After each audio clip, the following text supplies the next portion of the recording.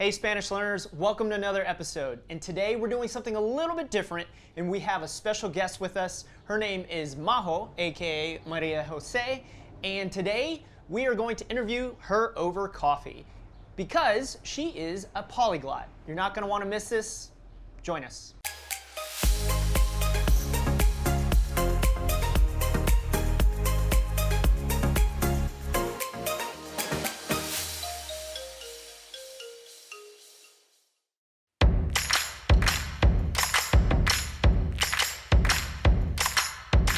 Hey Majo, thank you so much for joining me here today over coffee. Thank goodness we have coffee this morning, right? Oh yeah, thank God. Again, thanks for joining us. No, I'm super excited too. Thank you for the invite. For the audience who doesn't know, Maria Jose, you are one of our blog writers. Yeah, I am. And what I love about you is that you are a polyglot. So first and foremost, how many languages do you actually speak? I would say I speak 3 fluently now. Okay. I communicate in 3 on a daily basis. That's my 3 main languages: English, Spanish, and German. Okay. Cool. Spanish is my first language, German is my second language, and English is my 4th language. Okay, so you'd say you speak 5 languages then? And I also studied Latin. But it's Yeah, in that language, you it's in don't that speak language. Latin. So I was born in Guatemala. Okay. That's where Spanish comes from. And here I went to the Austrian schools. So during the week, I had Spanish communicating at school. I had also German lessons. And then on the weekends, I had 4 hours of Italian in the morning. Then we would go for lunch, and then I had 4 hours of French in the afternoon. That's incredible. I mean, like, being, born in the United States, one of the things I always think is super fascinating, how other cultures kind of emphasize language and place such a high importance and value on being able to communicate with other people. I remember that when I first heard everyone speak, I was like, whoa, what are people saying? Like, I don't understand. I can relate. I was like, wait, what? Yeah. And in a way, I know it wasn't this way, but in a way it felt like everything I had ever learned about language, I had to wrap up in a little bowl and throw it into the trash can. But like all the bases I had, like all the grammar I had for so many years really helped. But once I really had to speak the language and communicate with other kids, as a 15-year-old, 16, you feel like all self-conscious about yourself and whatever, you're going through that stage. I think as an adult, you still feel conscious about yourself. And it was like, I had a lot of learning to do. I realized how much learning I still had to do, especially with German.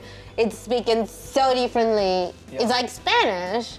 And in German there are so many dialects and it's spoken so much differently in so many different places. And then I graduated on a Saturday. It was my Graduationsfeier from my school. Okay. And on Monday I was already in Vienna. Because I wanted to be there. I love the city.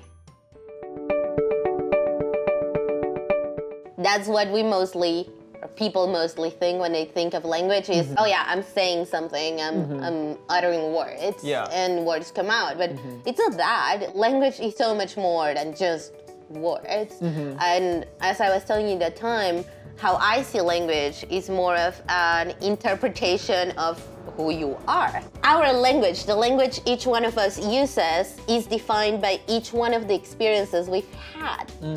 Languages are built in different ways. So part of my everyday life is taking what someone says and putting that in another language.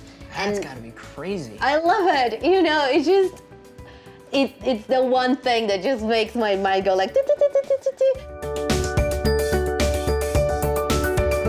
I think history is fascinating when it comes to languages. For example, my parents immigrated from the Philippines, and so they're Filipino. And in Tagalog, I would say it's about 30 or 40% Spanish because, like, historically, the Philippines was colonized. Very similar story to Guatemala. Then English came in once the Americans came to the Philippines. And so you have this kind of almost of an evolution of language, and I feel like language is constantly evolving. And I think that's what's really exciting for me.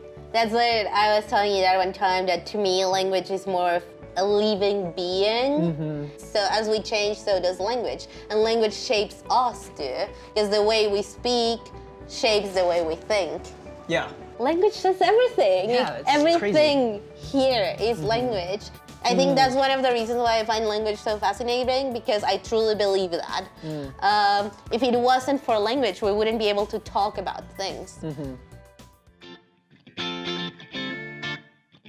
was at my dad's office. I was like 12, and I was feeling very self-conscious about speaking English because I knew it wasn't perfect. Right. And I told my dad what I was feeling, and my dad, being the rational being he is, was like, Maria, because that's what he calls me. Right. You speak language in order to be able to communicate. You don't need to be perfect. As long as another person understands what you're saying, then you're fine. You know, that's the biggest barrier, is this fear that I'm gonna mess up. I'm gonna make a mistake. Yeah, it's okay to make mistakes. It's part of learning. And I have a lot of friends who learn languages, and they all say like, oh yeah, I can understand a lot, but I cannot speak. Yes, I hear that all the time. Of course, because in order to understand, you need to listen to language, and that's how you train your ear to be able to understand. And you can, like on that blog post I wrote about learning Spanish by watching TV, you can use subtitles, closed captions, and that really helps. Just connect words with language, with written and spoken. Like, that's great. My best advice, and not just for language, it's kind of in life, is don't be afraid.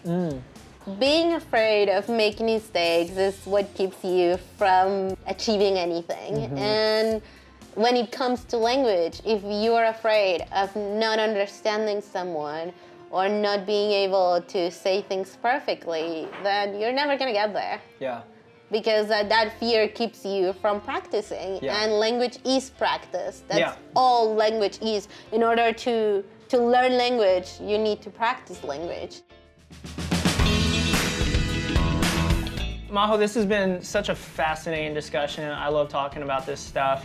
I have a couple of rapid fire questions that I want to close with. Let's go. And basically, you know, just, I guess, say kind of the first things that come to the top of your head, okay?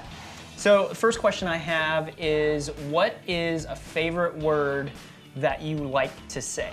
I like words the way they are written. I'm a very graphic person. I think my favorite written word is naive. Naive? Yeah, but E with umlaut with the 2 dots on top of the I. It just looks beautiful, I think. So my favorite word that I love to say, just randomly, is poporopos. Really? I love poporopos. I love it. Palomitas de maíz. It's just a fun word to say. All right, next question is, if you could live anywhere in the world for a year, what would you choose? I would change places every month. That would be my... Nice. I wouldn't be just in one place. What would be the first country that you would want to visit?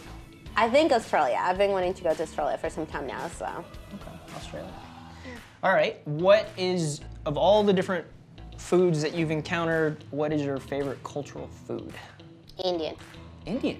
Yes. I love it. Nice. And now that I was in the States, just last week, we went to Indian buffet a couple of times. And so my last rapid fire question is, what is your favorite quote or a favorite quote? It is in German, so the irony of having to translate it.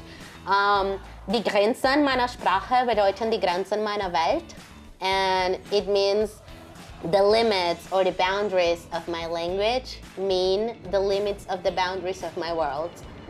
Because when we learn a language, as I was telling you, it's just not just putting one word into that sounds different. When you really truly learn language and you immerse into language, you're learning about a culture. You're learning, because the word has a meaning, and you're learning that whole background. And I don't know, I love language.